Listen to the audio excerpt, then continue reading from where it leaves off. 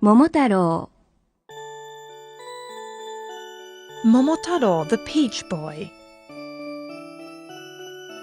Once upon a time, there lived an old man and an old woman. One day, the old man went to the mountains as usual to gather firewood, and the old woman went to the river to do the washing. The old woman was doing her laundry at the river when something large came bobbing down the river from upstream. Domburiko, domburako, domburiko, domburako. It was a giant peach, so large she could hardly get her arms around it. What an enormous peach! I've never seen such a giant peach before in my life, thought the old woman, her eyes round with wonder. Domburiko, domburako, domburiko, domburako. I know, I'll take this home and eat it with my husband. So saying, the old woman fished the peach out of the water and joyfully took it home. When she reached home, the old woman put the peach on the cutting board, got out the kitchen knife and awaited the return of her husband. After a while, the old man, his day's work done, came home. "Husband, husband, I was at the river doing the laundry when this giant peach came floating along," said the old woman. The old man, his eyes too round with wonder, replied, "Well, this is a giant peach indeed. I've never seen such a giant peach before in my life. Let us cut it up and eat it without further ado."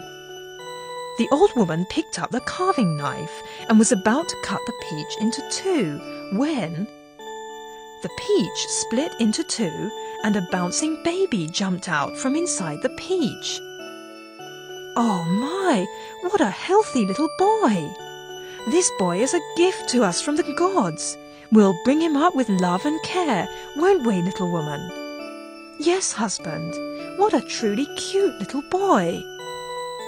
The two of them named the boy born from the peach MOMOTARO, or Peach Boy, and brought him up lovingly and caringly.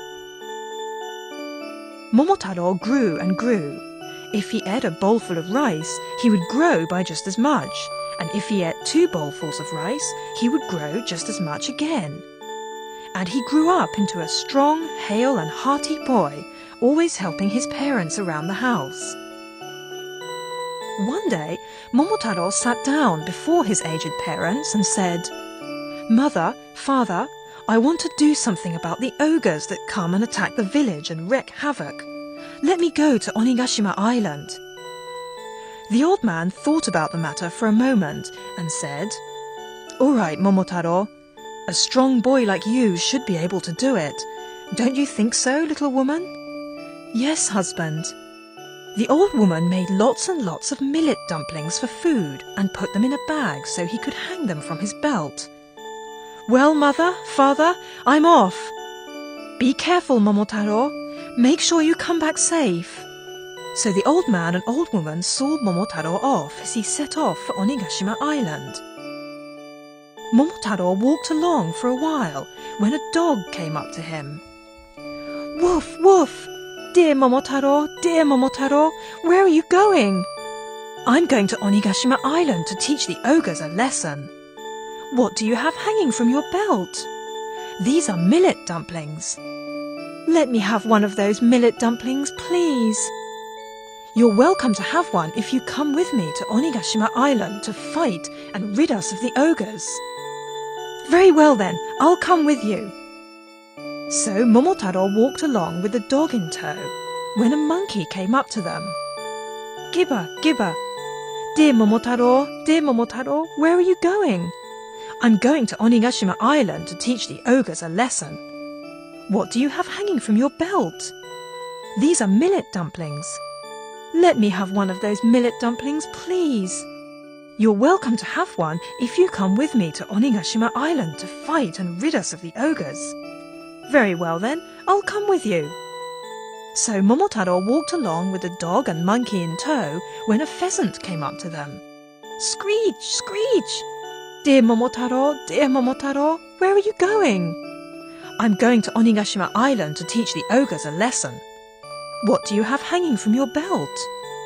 These are millet dumplings. Let me have one of those millet dumplings, please. You're welcome to have one if you come with me to Onigashima Island to fight and rid us of the ogres. Very well then, I'll come with you. So Momotaro walked along with the dog and monkey and pheasant in tow and headed for Onigashima Island. They climbed over mountains and crossed over seas, and at long last, Momotaro and his friends reached Onigashima Island. On the island, the ogres were in the midst of a feast with delicacies and wine they had seized from the villagers. On seeing this, Momotaro cried out in a loud voice, "Hey, you ogres! I've come to teach you a lesson!" The ogres saw the boy Momotaro and the dog and monkey and pheasant that he had in tow, and they all started laughing. "Ha ha ha ha ha! What baloney! I could grind you into the ground with a single swipe!"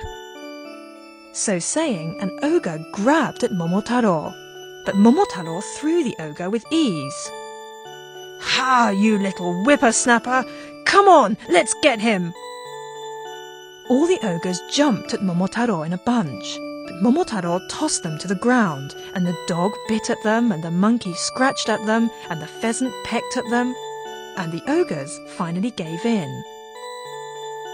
"Sir, Momotaro, please forgive us. We promise never to attack the village ever again." So Momotaro got back all the things the ogres had seized from the villagers, and came back to the village triumphant. The old man, old woman, and villagers were very happy indeed to see Momotaro back. And since then, the ogres never came back to attack the village, and the village became a peaceful, happy one.